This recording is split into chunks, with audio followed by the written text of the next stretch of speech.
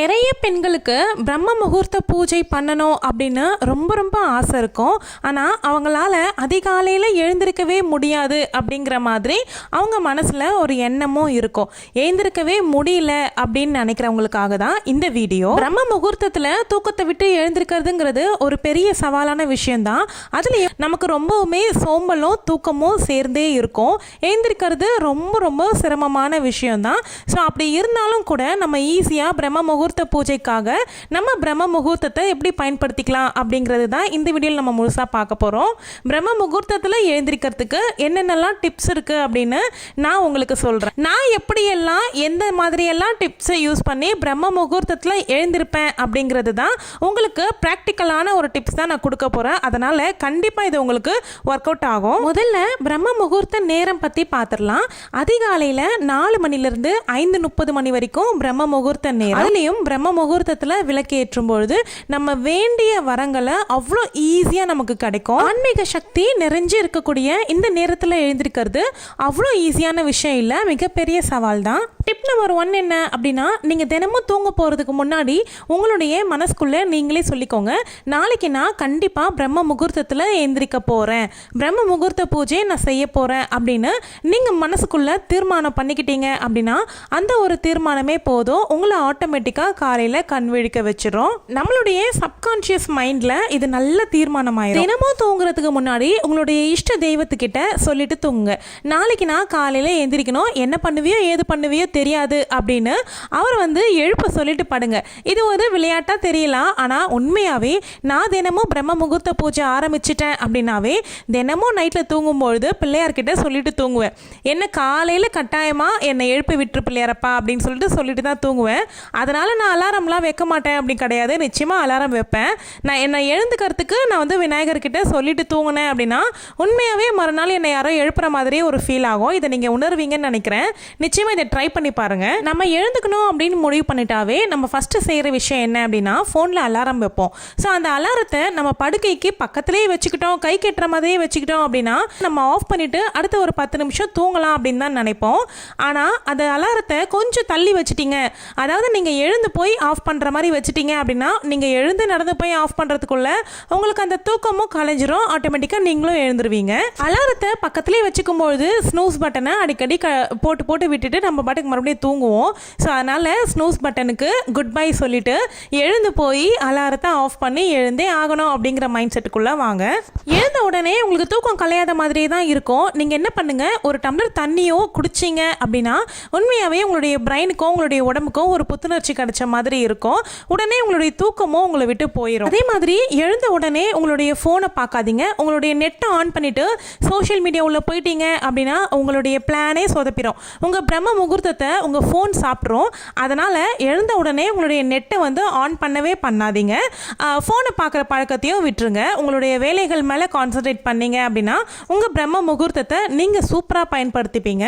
உண்மையாகவே ஸ்டார்டிங்கில் இது ரொம்ப கஷ்டமான வேலைன்னு தாங்க சொல்லணும். ஒரு 21 நாள் மட்டும் நீங்கள் தொடர்ந்து பண்ணிட்டீங்கன்னு வச்சுக்கோங்களேன், இது உங்களுக்கு பழக்கமாகவே ஆயிரும். அந்த நேரத்தில் உங்களுக்கு அலாரமே இல்லாமல் நீங்கள் எழுந்திருப்பீங்க அப்படின்னா நீங்களே நம்ப மாட்டீங்க, அதான் உண்மை. உங்களுடைய கர்ம வினைகளெல்லாம் போக்கணும் அப்படின்னு நினச்சிங்க அப்படின்னா நிச்சயமாக பிரம்ம முகூர்த்த பூஜை பண்ணுங்க அப்படின்னு தான் சொல்லுவேன். அடுத்த டிப் என்ன அப்படின்னா, நைட்டு டின்னரை ரொம்ப லைட்டாக எடுத்துக்கோங்க. ரொம்ப ஹெவியாக சாப்பிட்டுட்டீங்க அப்படின்னா உண்மையாகவே ஹெவியான சாப்பாடு ஹெவியான தூக்கத்தை தான் கொடுக்கும். ஸோ லைட்டாக நீங்கள் சாப்பிட்டுட்டு படுத்தீங்க அப்படின்னா உங்கள் உடம்பு லேசாக இருக்கும், மார்னிங் எழுந்திருக்கிறதுக்கு ரொம்ப ரொம்ப வசதியாக இருக்கும். அதே மாதிரி உங்களுடைய டின்னரை ஒரு 8 மணிக்குள்ளே முடிச்சுக்கிட்டீங்க அப்படின்னா ரொம்ப ரொம்ப உத்தமம். பிரம்ம முகூர்த்தத்தில் எழுந்துக்கணும் அவ்வளோதானே அப்படின்னு சொல்லிட்டு பிரம்ம முகூர்த்தத்தில் எழுந்துட்டு நீங்கள் சோஃபா மேலே உட்காந்துக்கிட்டு ஃபோன் பார்த்துக்கிட்டு அங்கேயே ஒரு குட்டி தூக்கத்தை போட்டுட்டு அந்த பிரம்ம முகூர்த்தத்தை வீணாக்காமல் எழுந்து குளிச்சுட்டு அழகாக ஒரு விளக்கு ஏற்றி வச்சு நீங்கள் நிலைவாசலில் மட்டும் விளக்கேற்றினீங்க அப்படின்னா கூட போதுமானது தான். போக போக உங்களுக்கு பழக்கமானதுக்கு அப்புறமா பூஜை அறையிலையும் சேர்த்து கூட ஏற்றிக்கலாம். உங்களுடைய மார்னிங்கே ரொம்ப டிவைனாக போகும். நீங்கள் எதுக்காக பிரம்ம முகூர்த்தத்தில் எழுந்துக்கணும் அப்படின்னு நினைக்கிறீங்க அப்படிங்கிற கோலை செட் பண்ணுங்கள். உங்களுக்கான வேண்டுதலோ இல்லை உங்களுக்கான அச்சீவ்மெண்ட் கோலோ இதை செட் பண்ணிக்கிட்டு அதுக்கப்புறமா எழுந்திருக்கிறதுக்கு ட்ரை பண்ணுங்கள். கண்டிப்பாக நீங்கள் எழுந்திரிச்சிடுவீங்க, தூங்கவே மாட்டீங்க. உங்களுடைய வாழ்க்கை முழுக்க முழுக்க மாறணும் அப்படின்னா நிச்சயமாக நீங்கள் இந்த பிரம்ம முகூர்த்தத்தை பயன்படுத்துங்க. அதாவது ஏதாவது ஒரு நாள் விட்டுறலாம் அப்படின்னு நினைக்கிறது, இது தினமும் பிரம்ம முகூர்த்தத்தில் எழுந்து பூஜையெல்லாம் பண்ணிடுவீங்க. பட் ஞாயிற்றுக்கிழமை வருதுன்னு வச்சுக்கோங்களேன், நம்ம உடம்புக்கு எப்படி தான் தெரியும் அப்படின்னே தெரியாது. இன்றைக்கி ஒரு நாள் மட்டும் விட்டால் என்ன அப்படின்ற மைண்ட் செட்டுக்கு கண்டிப்பாக நம்ம வந்து மனசு சொல்லும். ஆனால் அந்த லீவ் விடுறீங்க அப்படின்னா உண்மையாகவே அது உங்களை சோம்பேறி ஆக்கிடும். மறுநாள் மறுபடியும் நீங்கள் அந்த ரொட்டீனுக்கு வர்றதுக்கு ரொம்ப கஷ்டமாக இருக்கும். அதனால் ஒரு நாள் கூட விதிவிலக்குன்னு ஏற்படுத்தாமல் எல்லா நாளும் பிரம்ம முகூர்த்தத்தில் எழுந்துக்கோங்க. உண்மையாகவே அது குட் ரிசல்ட்டை தான் உங்களுக்கு கொடுக்கும். உங்களுக்கு ஒரு ரூல் நீங்கள் செட் பண்ணிக்கோங்க. இப்போ நீங்கள் பெட்டுக்கு போயிட்டீங்க அப்படின்னா ஃபோன் பார்க்கக்கூடாது அப்படின்னு நினச்சிக்கோங்க. ஃபோன் பார்க்க ஸ்டார்ட் பண்ணிட்டீங்க அப்படின்னா நீங்கள் தூங்குறதுக்கு ஆப்வியஸாக லேட் ஆகும்.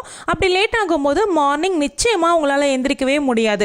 அதனால் உங்களுடைய ரூமில் இருக்க டிவியோ இல்லை லேப்டாப்போ உங்களுடைய ஃபோனோ இதெல்லாமே எடுத்து ஓர வச்சுட்டு எனக்கு தூக்கம் வராது என்ன பண்ணுறது அப்படின்னு நினைக்கிறீங்கன்னா கண்டிப்பாக உங்கள் மனசுக்குள்ளேயே ஏதாவது உங்களுடைய இஷ்ட தெய்வத்தினுடைய நாமத்தை சொல்லிக்கிட்டே இருங்க. இல்லைனா உங்களுடைய மூச்சு காற்று இருக்குது பார்த்தீங்களா, நீங்கள் மூச்சு விடுறீங்கள அதை வந்து நீங்கள் கவனிங்க. நீங்கள் கண்ணை மூடிக்கிட்டே உங்களுடைய மூச்சு சுவாசத்தை நீங்கள் கவனிச்சுக்கிட்டே இருந்தீங்க அப்படின்னா நீங்கள் எப்போ தூங்குறீங்க அப்படின்னே உங்களுக்கே தெரியாது. உடனே என்னால் பிரம்ம முகூர்த்தத்தில் எழுந்துக்கிறது இதெல்லாம் வந்து சாத்தியமே இல்லை அப்படின்னு நினைக்கிறவங்க உங்களுடைய நீங்கள் வழக்கமாக எத்தனை மணிக்கு எழுந்திருப்பீங்களோ அதிலிருந்து ஒரு அரை மணி நேரம், ஒரு 3 நாளைக்கே அரை மணி நேரம் முன்னாடி எழுந்திரிங்க. அதுக்கு அடுத்த 3 நாள் இன்னும் ஒரு அரை மணி நேரம் முன்னாடி எழுந்திரிக்கோங்க. அந்த மாதிரி நீங்கள் கொஞ்சம் கொஞ்சமாக உங்களுடைய டைமிங்கை இன்க்ரீஸ் பண்ணிக்கிட்டே வரும்பொழுது நிச்சயமாக ஒரு கட்டத்தில் அது பிரம்ம முகூர்த்தத்தில் வந்து நிற்கும். நானெல்லாம் பார்த்தீங்க அப்படின்னா பூஜை பண்ணும்பொழுது 3 மணிக்கு எழுந்திருப்பேன். என்னுடைய ரெகுலர் டைமே 3 மணிக்கு தான் எழுந்திருப்பேன். ஏன்னா நான் குளிச்சுட்டு ரெடியாகி வரத்துக்கே கிட்டத்தட்ட ஒரு 40 மினிட்ஸ் ஆகும். நான் சுடுதண்ணி வச்சு தான் குளிப்பேன். ஒரு 4:45 மணிக்குள்ளே என்னுடைய பூஜையை முடிக்கிறதுக்கு கரெக்டாக இருக்கும். நான் சுடு தண்ணி குளிப்பேன் அப்படிங்கிறதுனால தான் எனக்கு 3 மணிக்கு எழுந்துக்க வேண்டியது இருக்குது. நீங்கள் பச்சை தண்ணி குளித்து பழக்கப்பட்டவங்க அப்படின்னா நீங்கள் 4 மணிக்கு எழுந்திரிச்சிங்க அப்படின்னாவே போதுமானது.